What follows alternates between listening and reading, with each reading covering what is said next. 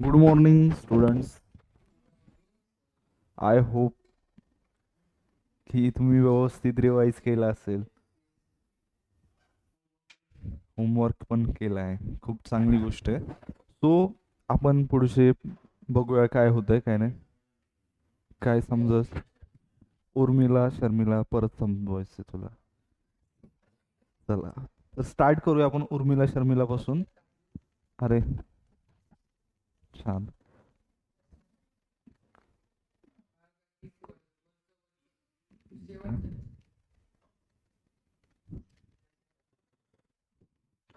तर इकडे बघ सलील, इथे काय दिले? Paid to Urmila.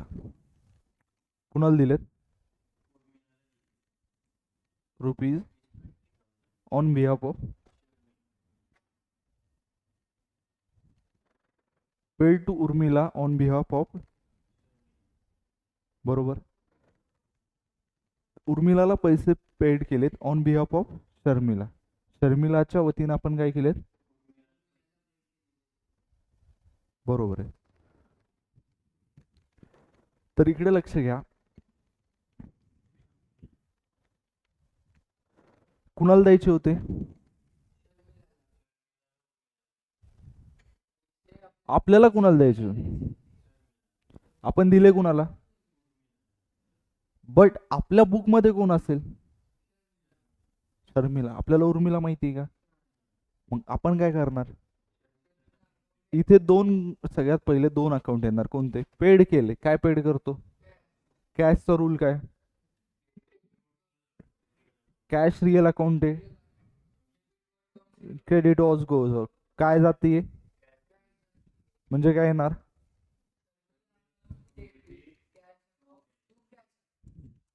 To cash.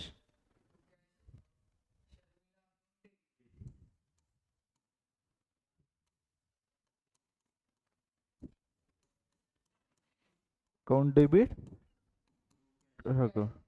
किती?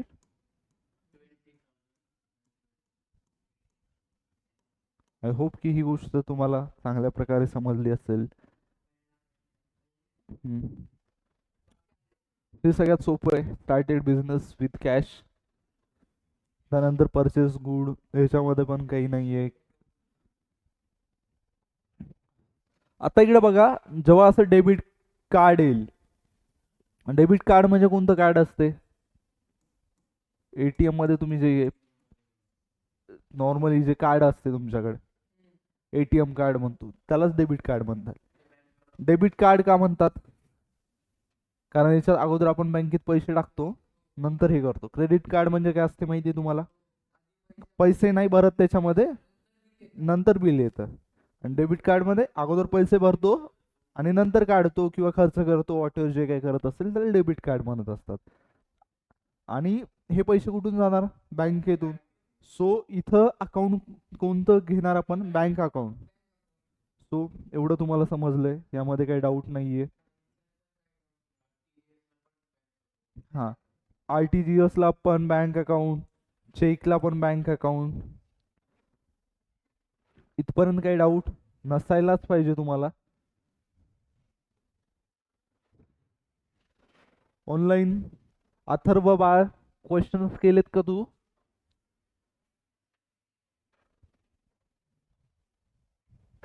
मनीष, होमवर्क.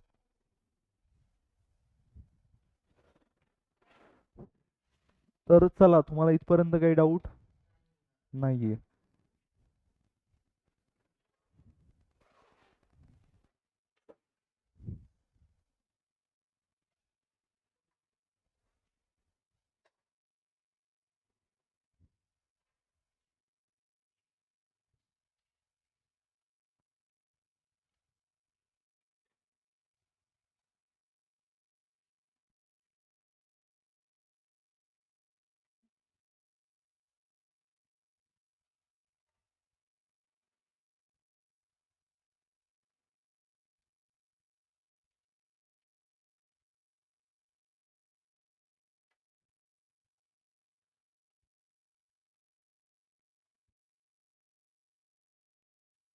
हा क्वेश्चन जमेल तुम्हाला करायला? एकदा क्वेश्चन रीड करूया आपण दोघं पण सोबत. काय डाऊट असेल तर विचारून घ्या, नसेल तर तुम्ही सॉल्व करा पहिले, नंतर नाही जमलं तर मी करतो. सगळ्यात पहिले Rajkumar started business with cash ₹2 lakh, building, borrowed loan from Rakesh. आता इकडे बघा, बॉरोड लोन फ्रॉम राकेश ही काय लायबिलिटी, आणि उरलेले हे दोन काय असेट आहेत. मग नॉर्मली हे दोन अकाउंट काय होणार, debit. Loan from Rakesh credit होणार, आणि बॅलन्सिंग अमाऊंट कुठं जाणार, कॅपिटल मध्ये. त्यानंतर deposited cash into Dena bank,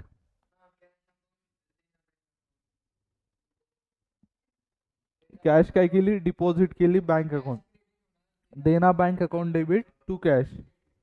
त्यानंतर परचेस कम्प्युटर फ्रॉम ब्रिजेश. आता इथं पार्टीचं नाव दिले, but at the same time लास्टला काय दिले, पेड बाय. मग हा कॅश, कॅश क्रेडिट कोणतं ट्रान्झॅक्शन आहे, बाय डिफॉल्ट कॅश ट्रान्झॅक्शन आहे. बँकला पण कॅश मानतो, कॅशला पण कॅश मानतो, म्हणजे पैसे दिले. तर मी क्रेडिट आणि कॅश विचारत होतो तुम्हाला. क्रेडिट माहिती आहे तुम्हाला, पैसे उधारीवर देणं, आणि कॅश म्हणजे पैसे देणं, ते बँकेतून द्या हे करा. आता वर आपण चहावाल्याला पैसे देतो, नॉर्मली तुम्ही कॅश देता का, मी तर जनरली नाही करत, कारण गुगल पेनीच आपण ट्रान्झॅक्शन करतो, तर त्याला काय म्हणतो, कॅशमध्ये पैसे पे केले, म्हणजे ते बँकेतूनच होतात. हां, सो ब्रिजेश कडून आपण काय केले, कम्प्युटर परचेस केले 30,000, बरोबर, at the rate 3% GS. Purchase केलं, हे ट्रान्झॅक्शन करता येईल तुम्हाला जीएसटीचं.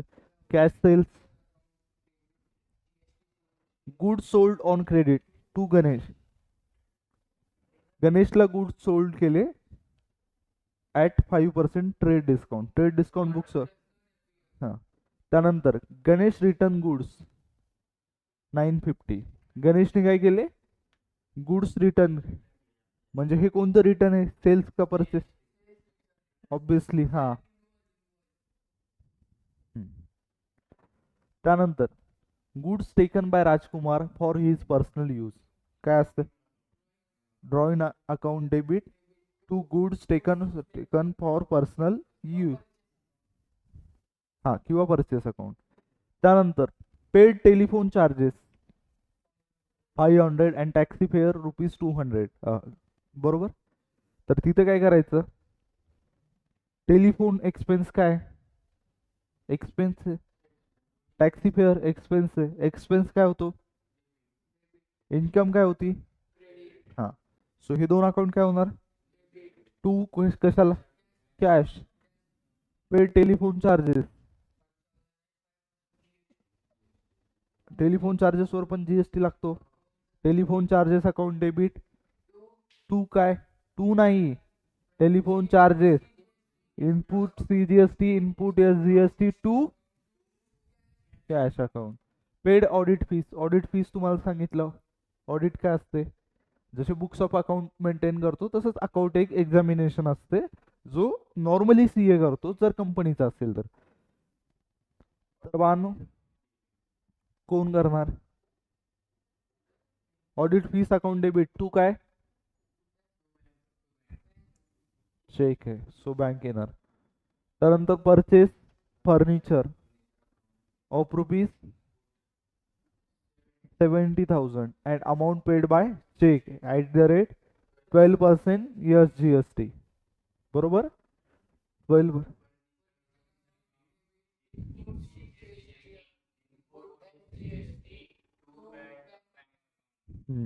To bank account.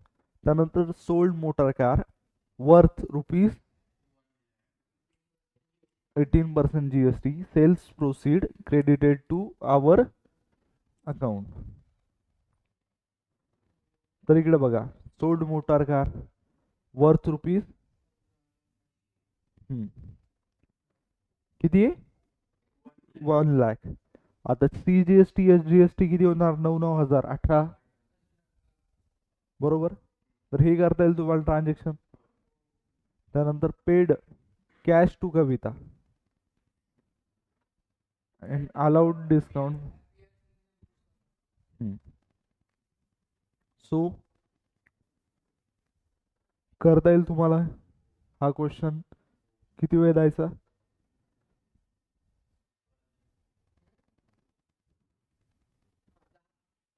ठीक आहे, 10 मिनिटात करा लवकर. होमवर्क केला मनीष?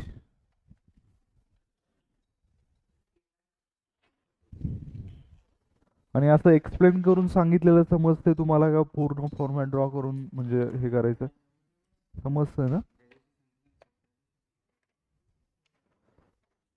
कारण यामध्ये आपल्याला फास्टली क्वेश्चन करता येतात जास्तीत जास्त.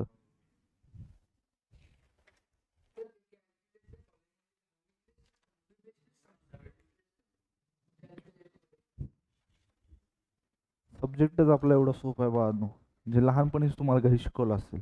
फक्त ते कसं लुका दी बार्गो पॅसिव्हली नंतर एंट्रीज चालू केल्या.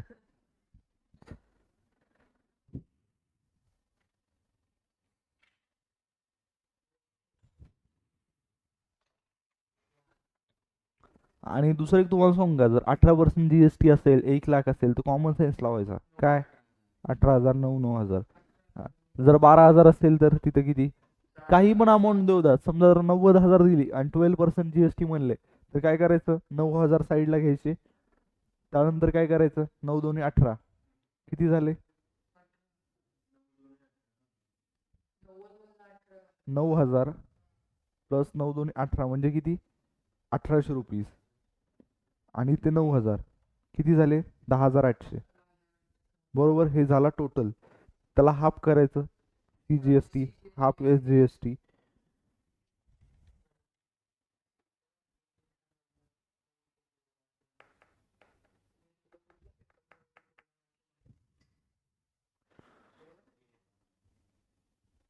आणि जेव्हा तुम्ही खरंच फाउंडेशनचा पेपर लिहिसाल, 12वीच्या पेपरच्या बेसिसला आपण शिकवतच नाहीये,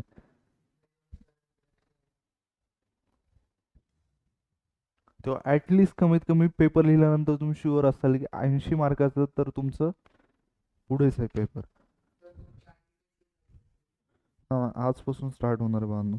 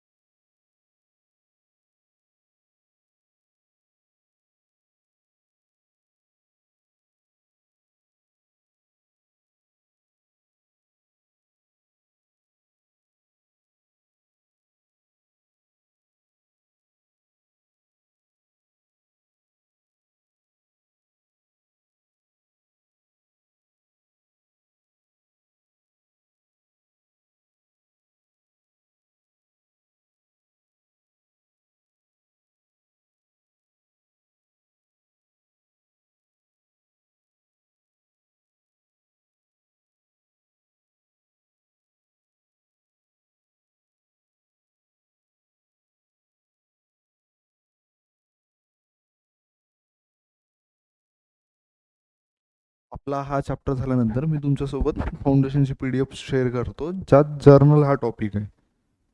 तर तुम्ही क्वेश्चन ट्राय करा स्वतःहून.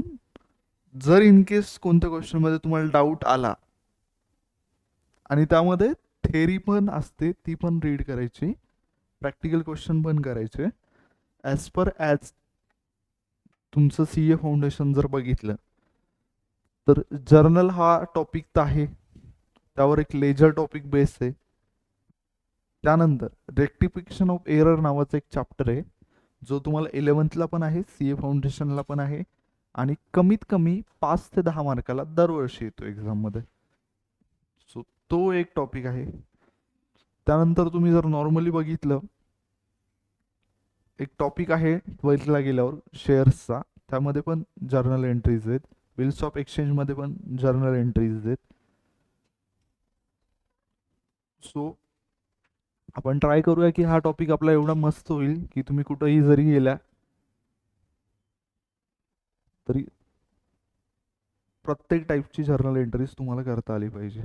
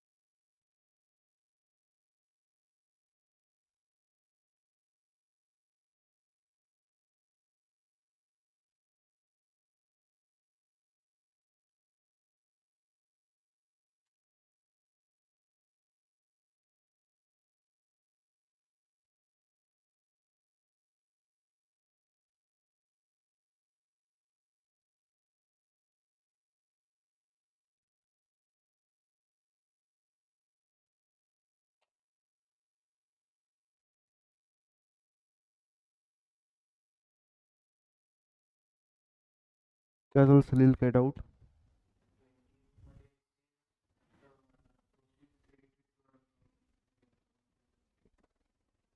काय म्हणलं 28 मध्ये?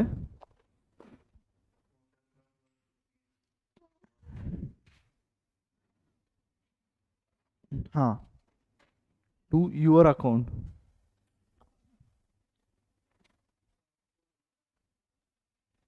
हां, सो बा आवर अकाउंट म्हणजे याचा अर्थ काय? अकाउंटमध्ये पे झालेत, बरोबर आहे. जर आपण नॉर्मली बघितलं तर कोणत्या अकाउंटमध्ये पैसे आपण डिपॉझिट केले होते? देना बँकच्या अकाउंटमध्येच पैसे काय भेटणार? इथे काय दिले? Credited to our account. आता कॅश तर क्रेडिट नाही होत दिलेली, काय क्रेडिट होते? बँकेत पैसे. हां, सो काय येणार तिथे एंट्री? हां, to motor car account output मध्ये येणार ना बा.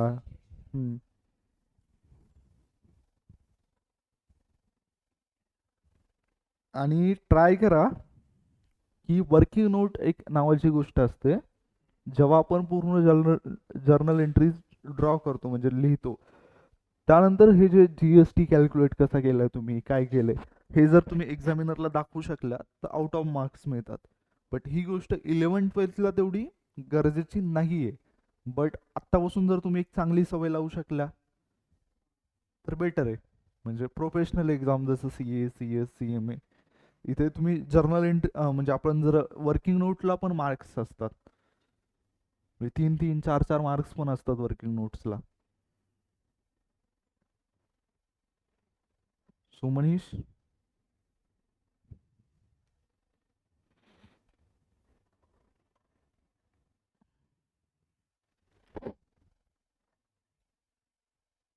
अथर्व झालं का बा तुझं?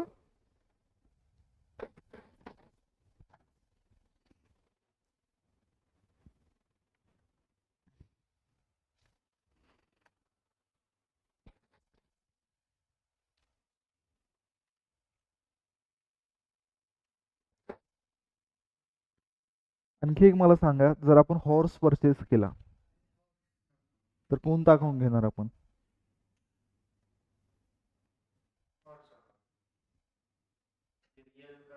आणि डॉंकी परचेस केला आपण तर कोणता अकाउंट घेणार?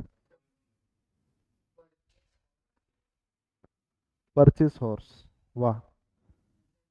ओके बा. सो आपण काय करणार, लाईव्ह स्टॉक नावाचं अकाउंट घेणार, जे मी तुम्हाला अगोदर सांगितलं होतं.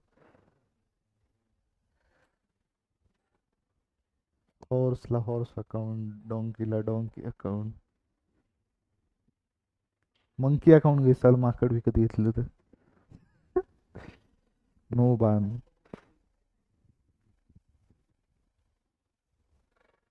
त्याच्याकडे बघून का म्हणायलास तू अशा गोष्टी विकत कशाला घ्यायच्या?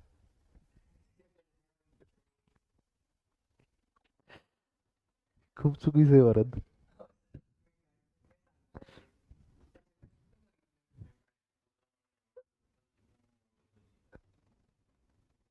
काय काय? अरे काय नाही, इट्स ओके. आता तुमची वयच आहे मिस्टेक करायची.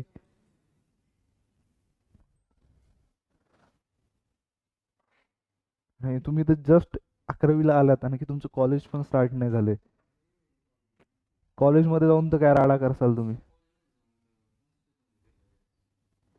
ते फास्ट शिकवतील. याच्या अगोदर मनीष एवढं तू प्रिपेअर हो की मॅडमला म्हणायचं 5 मिनिटं तुम्ही थांबा थोडं, मी शिकवतो आजचा टॉपिक.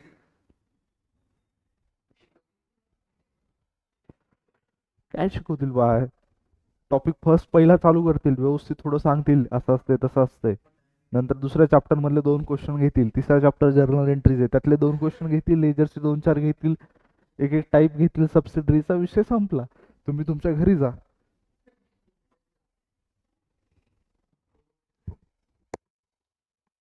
कॉलेजने खरं तर व्यवस्थित शिकवायला पाहिजे. कारण कॉलेजमध्ये एका टीचरचं मला जेवढं वाटते, जर ते परमनंट असतील तर 1.5 ते 2 लाख रुपये पगार असतो.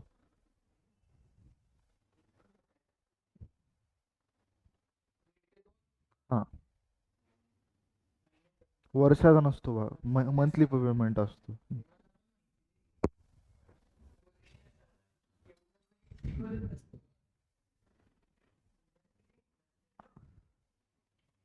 आणि B.Com वगैरेला शिकवणाऱ्या टीचरचा जवळपास 2-2.5 पर्यंत असतो. 2-2.5, काही लोकांचा 3 पर्यंत पण असू शकतो, जर मोठे एकदम सिनियर बिनियर कॉलेज टीचर असतात त्यांचं. त्याच्यामुळे एक डोक्यात गोष्ट घे मनीष, B.Com M.Com PhD कर, टीचर म्हणून जॉबला लाग.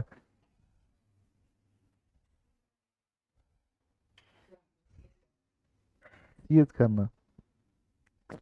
नोटाच नोटा छापायचं की नाही. एक मशीन गिफ्ट देतो मी तुला, पैसे मोजायची CA झाल्यावर.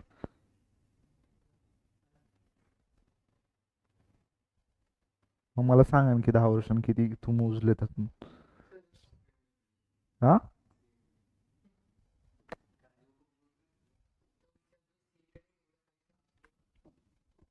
स्वतःचा नसतो बा, पण लोकांचा असतो.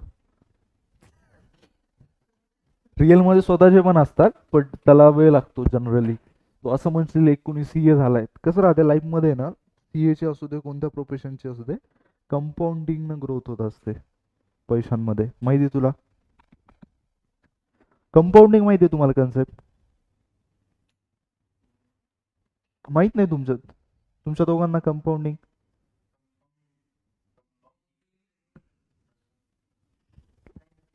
ठीक आहे, जाऊ दे, हे क्वेश्चन करा लगेच, आपण सांगूया तुम्हाला. कारण 11वीची बॅच आपली खूप रिलॅक्स आहे. तुम्हाला लाईफ लेसन पण देऊ शकतो आपण, क्वेश्चन पण घेऊ शकतो, सगळं करून पण वेळ उरेल.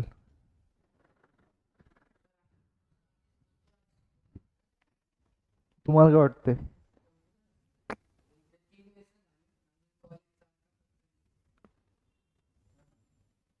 याच स्पीडनं राहिलं तर पुढच्या महिन्यात तुमचा सिलेबस संपून तुम्ही घरीच असाल. गणपतीच्या सुट्ट्या द्यायला लागतील दिवाळीच्या नावच्या. गणपतीला सुट्ट्या डिक्लेअर करायला लागतील रे म्हणलो, दिवाळी गणपती टू दिवाळी.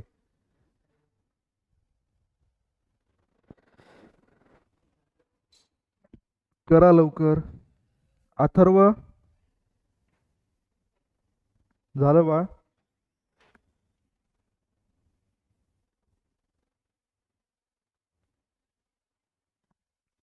झालं का तुमचं? मनीष, काय झालं, कुठं अडलंय तुझं? हम्म?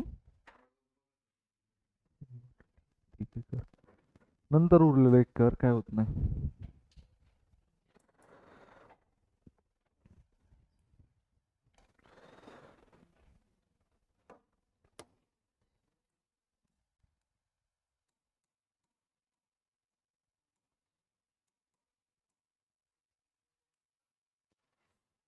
कंपाऊंडिंग नावाची गोष्ट असते लाईफमध्ये. आता जर एक नॉर्मल तुम्हाला सांगतो, जर तुमच्याकडे आज 100 रुपये आहेत, 100 रुपीज आहेत, तुम्ही ते इन्व्हेस्ट केले 1 वर्षासाठी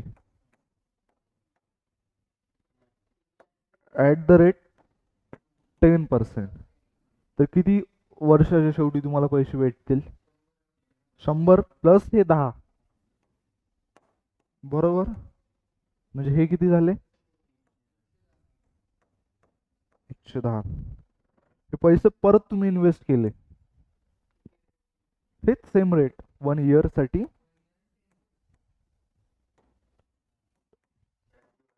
आता तुम्हाला किती भेटतील?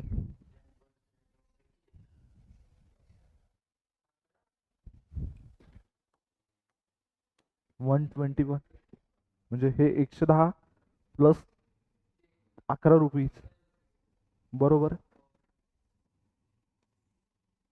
परत 10% इन्व्हेस्ट केले तर किती भेटतील माहिती?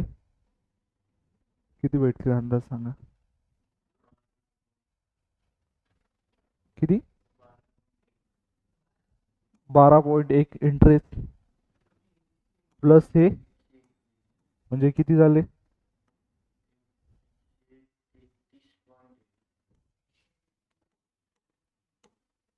133.1, बरोबर. आता नॉर्मली ही जेव्हा आपली नॉर्मल लाईफ चालू आहे फर्स्ट इयर, तेव्हा आपल्याला किती भेटले इथे? नेट गेन 10 रुपये. इथे किती झालं?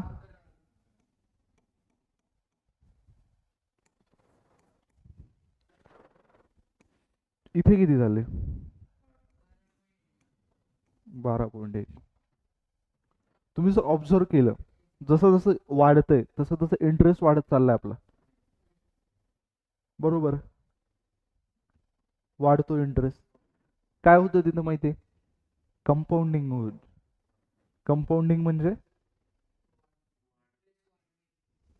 हे कंपाऊंडिंग इंटरेस्ट नावाचं एक तुम्हाला चॅप्टर आहे, पुढे जाऊन जर गेले तुम्ही सीए फाउंडेशनला, म्हणजे इवन टाइम व्हॅल्यू ऑफ मनी नावाचं एक चॅप्टर आहे, ते 10-12 मार्काला आहे. त्यातली कन्सेप्ट आहे कंपाऊंडिंगची. तर लाईफमध्ये पण प्रत्येक गोष्टीची कंपाऊंडिंग होत असते, माहिती आहे तुम्हाला? हा, लाईफमध्ये पण होतं. म्हणजे कसं माहिती आहे का, जर तुम्ही डेली अभ्यास करायची सवय असेल तुम्हाला, तर एखादा चॅप्टर वाचायला समजा नॉर्मली 1 तास लागतो, तर त्या चॅप्टरला तुम्हाला 1च तास लागेल किंवा मे बी 45 मिनिटं लागतील. बट तुम्हाला अभ्यास करायची सवयच नाही समजत. नाही, दिवाळीच्या सुट्ट्या लागल्या मस्तपैकी, 1-2 महिने असेच गेले. परत जर तुम्ही ते अभ्यास करायला गेले तर एका चॅप्टरसाठी 1 दिवस पण लागू शकतो तुम्हाला, कारण तुमची सवय नसते, बाकीच्या गोष्टी नसतात, खूप हे होतं. बट जर सातत्य असेल, कंपाऊंडिंग म्हणजे काय की बा, कन्सिस्टन्सी ठेवून जर तुम्ही एखादी गोष्ट केली तर खूप मेजर इफेक्ट भेटतात. आता तुम्ही जसं हे सीएचं म्हणत होता, की आता सपोज गृहीत धर एखादा सीए जो स्टार्टिंगला मी जेवढं नॉर्मली ऐकलं बरं काय, 10 लाख रुपये, 10-12 लाख रुपये भेटतात फ्रेशर सीएला. जेव्हा तो थोडा आणखी हे होतो, तेव्हा काय होतात, 12 ते 15 लाख रुपीज भेटतात. आणखी थोडं झालं, 18 ते 20 भेटतात. इथं पुन्हा 22 ते 25. असं होत होत होत ग्रोथ होत राहते.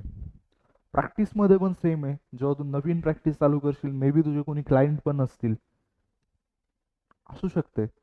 मे बी तुझ्या हळूहळू स्टार्ट होतील, थोडं थोडं चालू करशील.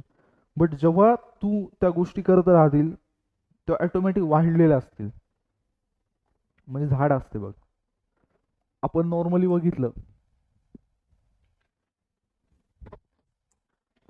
काय असते, एक झाड असते. सगळ्यात पहिले तर एक प्लेन जमीन असती, त्यातून असा छोटा असा अंकुर उगवतो, बरोबर आहे. आता तुम्ही नॉर्मली जर बघितलं तर एखादा आंब्याच्या झाडाला वेळ किती लागतो? आंबे द्यायला किती वेळ लागतो? 4-5 वर्ष तर आरामशीर लागत असतील.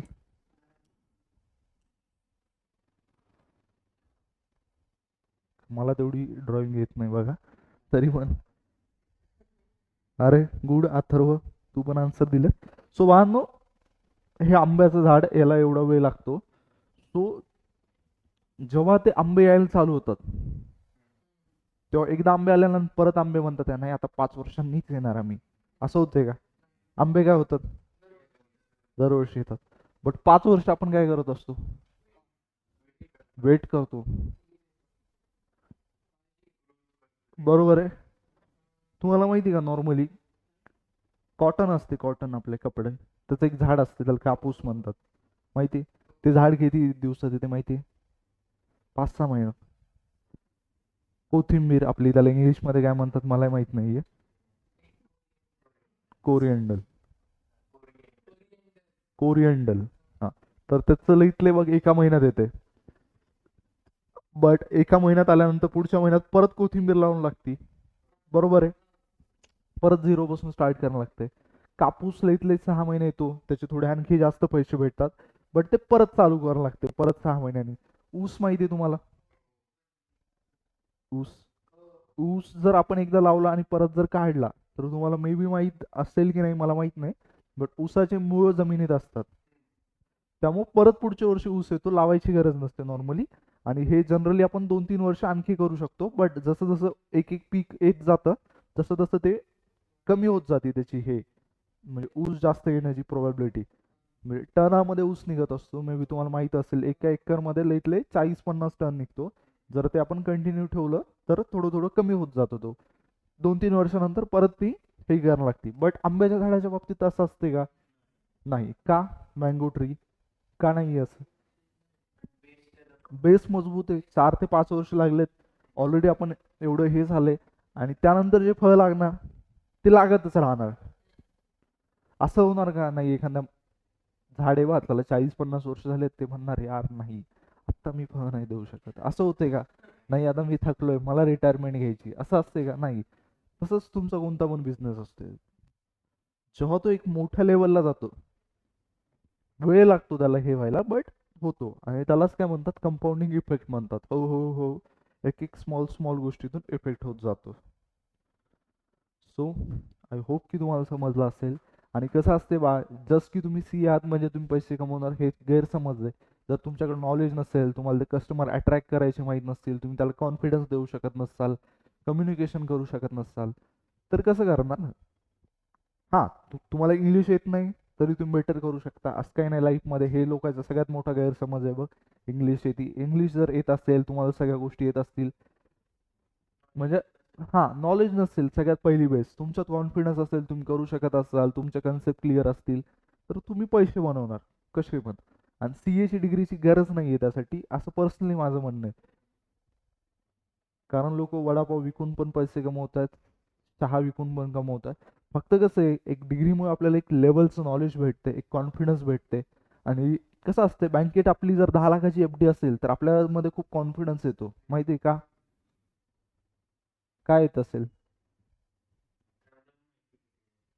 रोडनं आपण गाडी घेऊन चाललोय समजा, आपल्या अकाउंटमध्ये 10 लाख आहेत. कॉन्फिडन्स असतो की चुकून कोणाची गाडी हे जरी झाली तरी आहे माझ्याकडे पैसा बघायला समोरचं. एखाद्या हॉटेलमध्ये तू चालला, 10 रुपये तुझ्या खिशात आहेत आणि एकदा मोठ्या हॉटेलमध्ये गेला, कॉन्फिडन्स असेल का लूज असेल तुझा? काय ऑर्डर करशील का काही? पाणी पिऊनच परत देशील ना?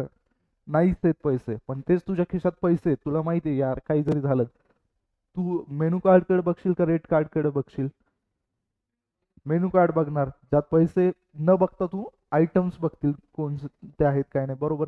हे कधी कॉन्फिडन्स येईल? जेव्हा तुझ्याकडे पैसे असतील. तसंच लाईफमध्ये आहे ना, एक पैशाचा अनलिमिटेड सोर्स म्हणजे सीएची डिग्री आहे.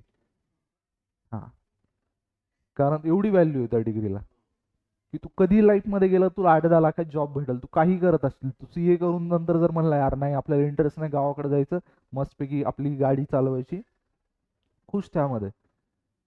नंतर तुला 8-10 वर्षाला लक्षात आलं यार आपल्याकडे ही डिग्री पण होती, आपल्याला जॉब पाहिजे. परत आला, परत भेटू शकतो तुला जॉब. म्हणजे एवढी डिग्रीची व्हॅल्यू आहे. मी कोणत्या प्रोफेशनला डिस्कार्ड मला नाही करायचंय, बट आपल्या देशात असे खूप सारे डिग्रीज केलेले लोक आहेत जे बेरोजगार आहेत. अक्षरशः 10-15 हजारची जॉब पण नाही मिळत. म्हणजे एवढी वाईट सिच्युएशन आहे. मला माहित नाहीत कुठल्या असतात.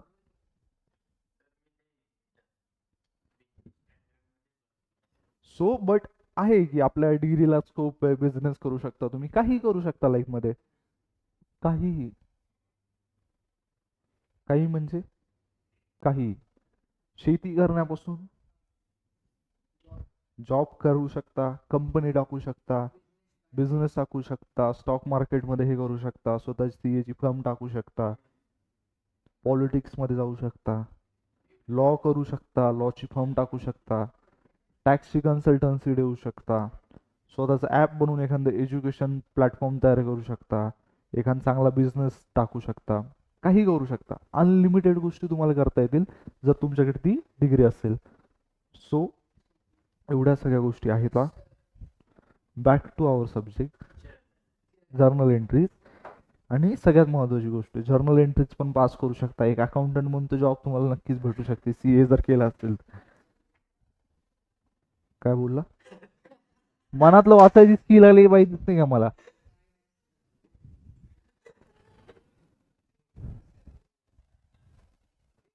थर्ड क्वेश्चन झाला.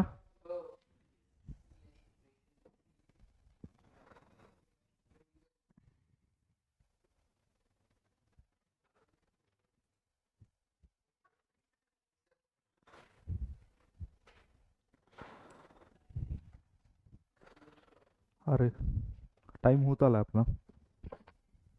नाही, एक क्वेश्चन घेणार होतो मी.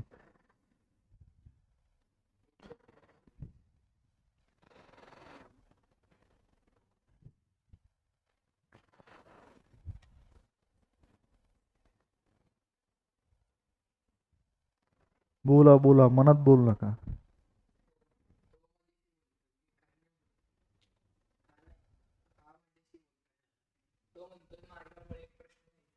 अरे इट्स ओके.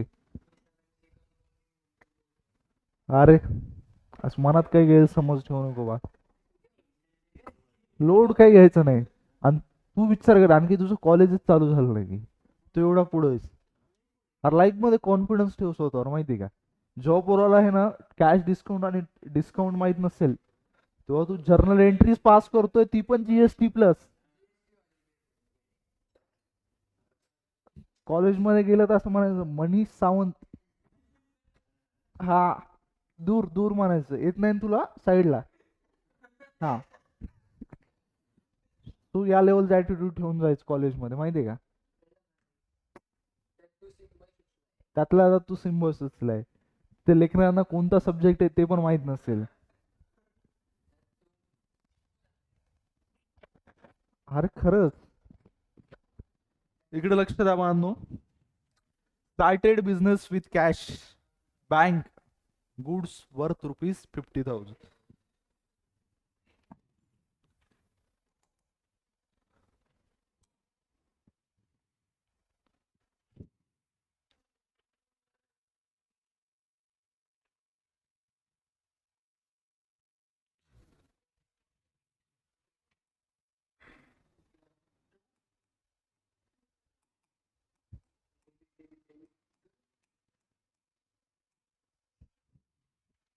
डेट पर्टिक्युलर्स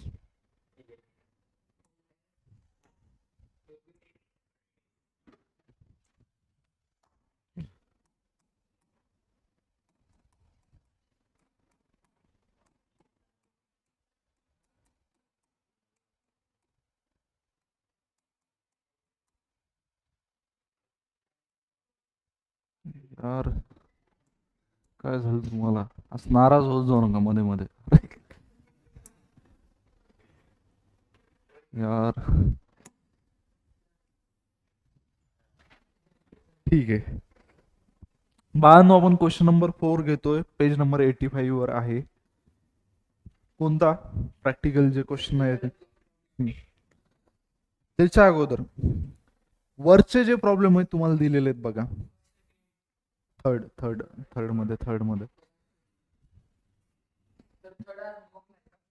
हा थर्ड होमवर्क काय करायचं बा त्यातला सगळ्यात लास्टची जी एंट्री आहे कोणती 31 ती करू नका फक्त हा ती मी सांगतो उद्या तुमचं so started business with cash bank goods worth ₹50,000 2019 मध्ये जून मंथ असतो आणि त्याची फर्स्ट डेट आहे so started business with cash सगळ्यात पहिले कॅश अकाउंट त्यानंतर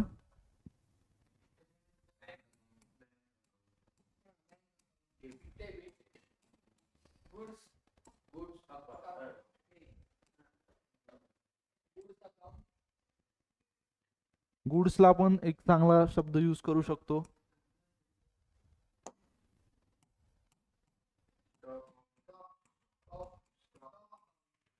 स्टॉक अकाउंट केलं तरी बस झालं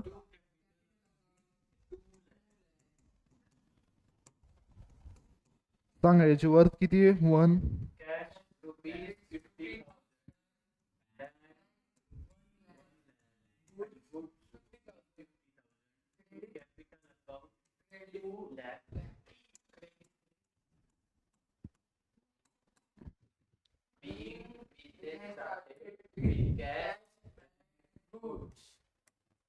हे आता बाकीचं उरलेला पार्ट तुम्ही करू शकता बिंग बिझनेस स्टार्टेड विथ आणि नॉर्मली एक लाईन सोडायची असती त्यासाठी मी एक लाईन मारली म्हणजे सांगण्यासाठी सो जे तुम्ही लेक्चर बघत आहेत ऑनलाईन पण त्यांनी पण ही गोष्ट लक्षात ठेवा त्यानंतर दुसरं ट्रान्झॅक्शन आहे काय परचेस गुड फ्रॉम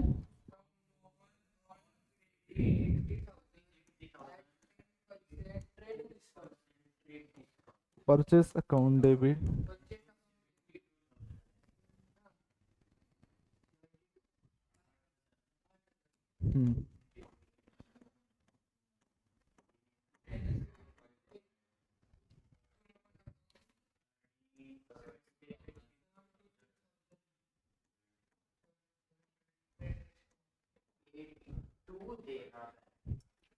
झालं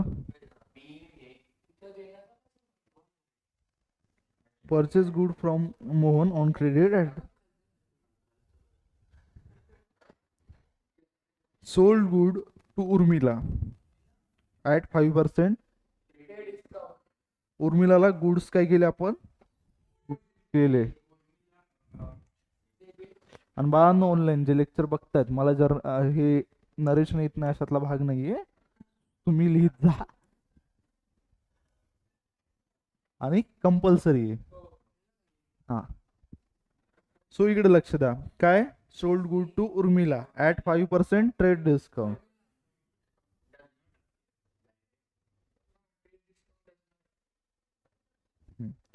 तर सांगा 5% किती होते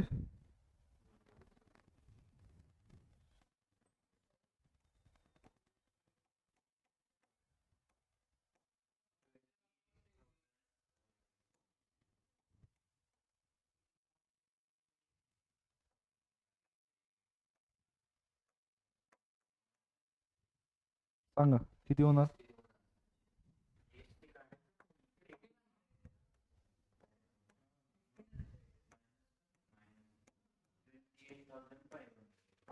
कसे 30,000 आहे 10% किती होतो 30,000चा वाह, ग्रेट. अरे 30,000चा 10% 3,000 होतो. 3,000चा 5% किती? सॉरी, हाफ किती? 1,500. हा. आणि हे काय 5,400 कुठून आणले बा? काय लॉजिक? एवढं बाहेर जाऊ नका.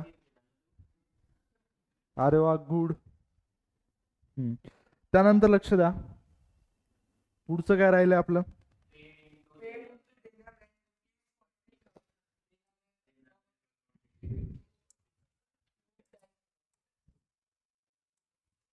तर इकडे लक्ष द्या, देना बँक,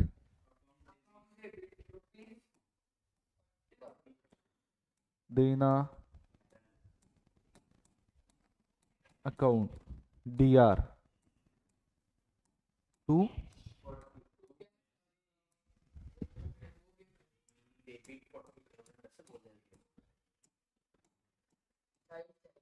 त्यानंतर पुढचं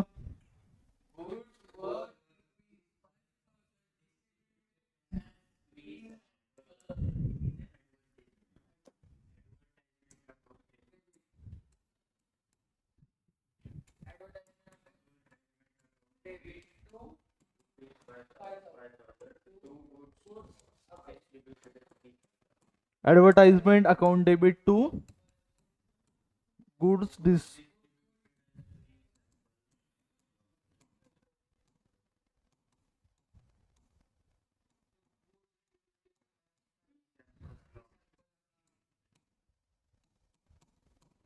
हे good distributed as a free sample आहे. हे किती अमाऊंट किती आहे बांधवायची? 5,000.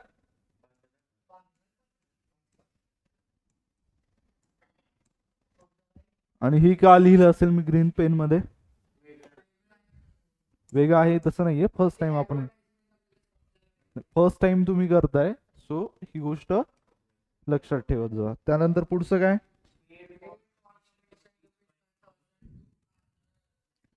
कमिशन पेड केलं. कमिशन काय इथं?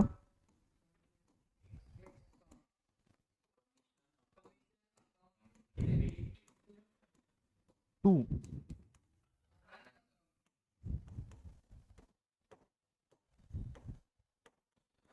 आनंद अकाउंट, बरोबर.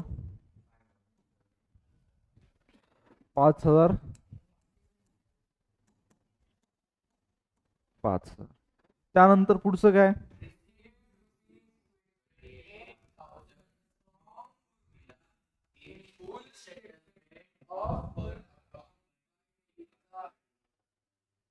सो एक गोष्ट लक्षात ठेवा, आता उर्मिलाकडून फुल सेटलमेंट मध्ये पैसे आलेत.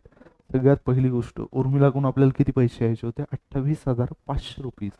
पण किती आलेत? म्हणजे याचा साधा सरळ मिनिंग काय? Bank account debit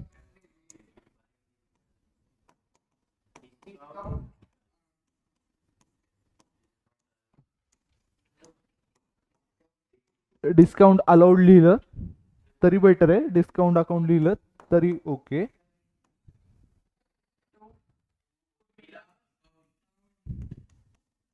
to Urmila account.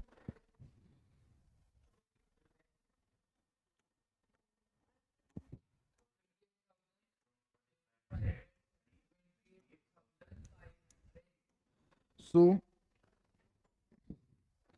झालं इथपर्यंत. ऑनलाईन स्टुडंट तुम्ही याचा स्क्रीनशॉट काढून घेऊ शकता आणि नंतर लिहू शकता किंवा लेक्चर फ्लॉज करू शकता.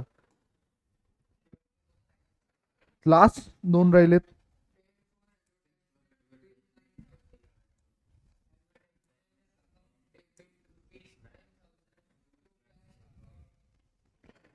लास्ट 2 त्यामध्ये काय? ऍडव्हर्टाइजमेंट अकाउंट,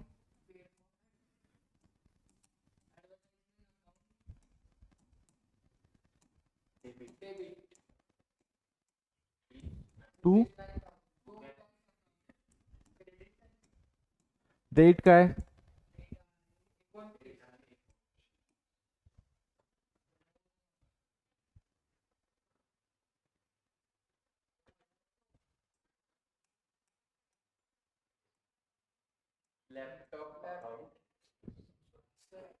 परचेस लॅपटॉप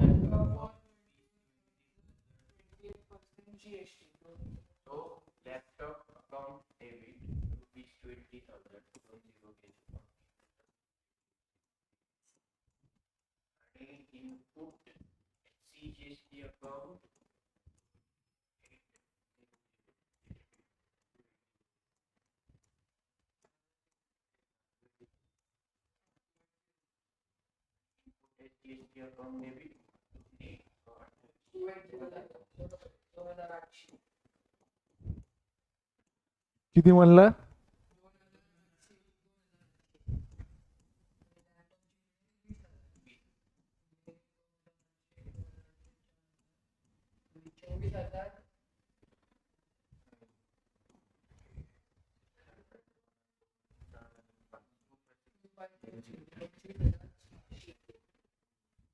आणि लास्टली वाहनो हे जे सगळे ट्रान्झॅक्शन झाले त्याची टोटल करायची असते.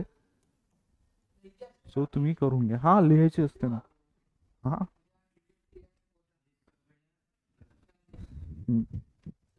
सो वाहनो थोडं आपल्याला आज लेट झालं, सो त्यामुळं हे तुम्ही करा घरी.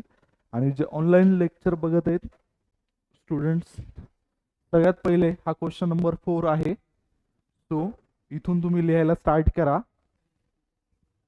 इन केस तुम्हाला जर एखादा क्वेश्चन मधलं पर्टिक्युलर पॉइंट वगैरे नाही समजला तर तुम्ही विचारू शकता. सो बोआनो, thank you so much for today. उद्या भेटूया. बाय.